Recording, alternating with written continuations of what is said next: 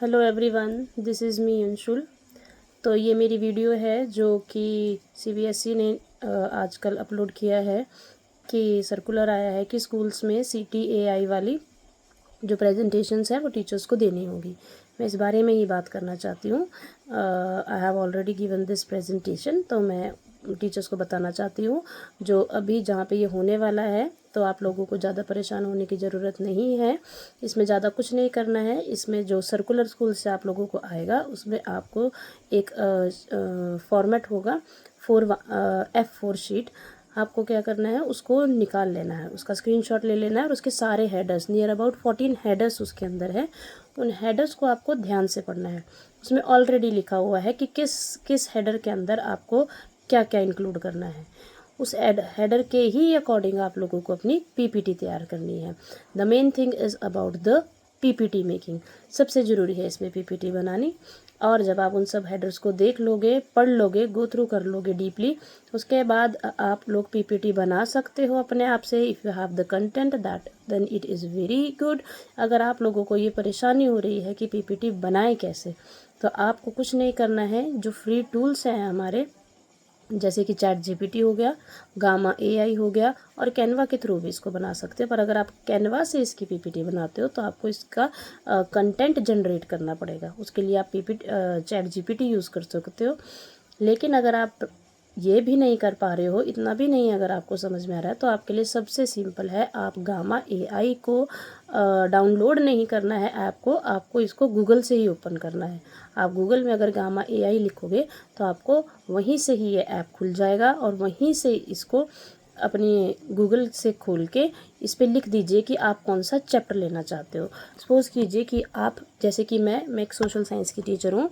मैंने इसमें 6 क्लास का 6 to 8 का ही कैडर रहता है, तो मैंने इसमें लिया था लैंड फॉर्म्स एंड लाइफ, जो 6 क्लास का ज्योग्राफी का चैप्टर है, क्योंकि मुझे उसमें ये लगा कि इसमें AI का यूज़ मैं अच्छे से दिखा सकती हूँ।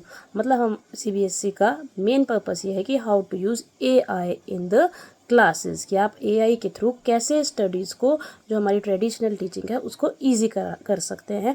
दो we people are not using AI in the classes right now, but we are preparing ourselves and our students for the future digital learning। तो हमको इसकी प्रेजेंटेशन थी, तो मैंने इसमें लैंडफॉर्म्स एंड लाइफ लिया है। आप चाहो तो इसमें क्लाइमेट का चैप्टर भी अच्छे से इंक्लूड कर सकते हो, आप इसमें सॉइल का चैप्टर भी ले सकते हो, और भी ज्योग्राफी के हमारे मैक्सिमम चैप्टर इसमें कवर हो जाते हैं। अब AI का यूज़ कहाँ करना है, कैसे करना है, वो मैं आपको बता देती हूँ। जैसे मेरा चैप्टर था लैंडफॉर्म्स एंड लाइफ, तो उसमें मैंने क्या किया, उसमें मैंने AI का यूज़ करके दिखाया that I have generated digital maps, है ना। जैसे उसमें लैंडफॉर्म एंड लाइफ में है कि बच्चों को different different plateau region, different plain areas और माउंटेन रीजन समझने में दिक्कत हो रही है ना। तो वहाँ हमने AI जनरेटेड इमेजेस यूज़ करी और फिर हमने उसके थ्रू बच्चों को लर्निंग ईजी करवाई, विजुअल करवाई और इंगेजिंग करवाई। तो इस तरह से आप भी यूज़ कर सकते हैं। और ये PPT जो मैंने तैयार करी थी, I generated the whole PPT with the content from Gamma AI। मैंने गामा AI से ही अपनी पूरी PPT बनाई थी। मुझे रेडीमेड PPT मिली, बस मैंने उसके बाद उसमें गो थ्रू किया। मुझे जहाँ जहाँ कुछ कुछ चेंजेस लगे वहाँ मैंने फिर से प्रॉम्प्ट दे दिया था गामा AI को कि मुझे इसमें बुलेट्स, इस वाली स्लाइड में बुलेट पॉइंट्स बढ़ा दो या इस वाली में बुलेट पॉइंट्स कम कर दो। जो भी आप प्रॉम्प्ट देंगे, Gamma AI is going to work according to you.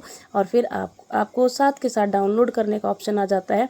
आप अपनी PPT डाउनलोड कर लीजिए और फिर उसके अकॉर्डिंग अपनी प्रेजेंटेशन तैयार कर लीजिए।